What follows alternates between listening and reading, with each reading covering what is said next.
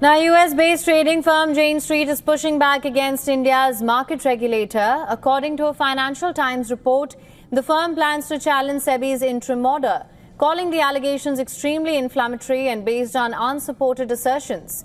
In a memo cited in the report, Jane Street said it was beyond disappointed and is preparing a formal rebuttal.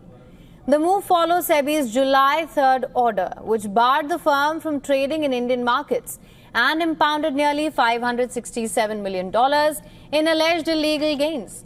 The regulator accuses Jane Street of manipulating the bank Nifty index using a dual entity model and coordinated trade between Indian and offshore arms. SEBI's action is one of the most aggressive crackdowns on a foreign trading firm in India. The regulator claims Jane Street used its Indian entity to sidestep foreign portfolio investor restrictions by placing opposing trade in cash and derivatives market.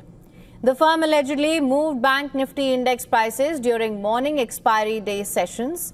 SEBI estimates Jane Street's total profit from the scheme ranged between roughly $4.4 to $5.2 billion. The watchdog also flagged the use of tax-friendly FPI structures via Singapore and Hong Kong, a strategy used by several global high-frequency trading firms. This case has reignited concerns over recurring financial misconduct by US firms in India. From the 1992 Citibank-led securities scam to Enron's disaster, Franklin Templeton's mutual fund closure, and now Jane Street's alleged manipulation, this financial toll has crossed $30 to $40 billion in just adjusted terms over decades.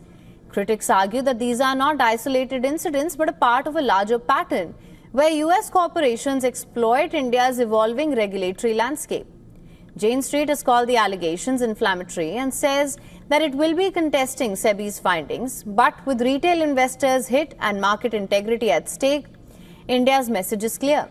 Even the most sophisticated global players must play by the rules.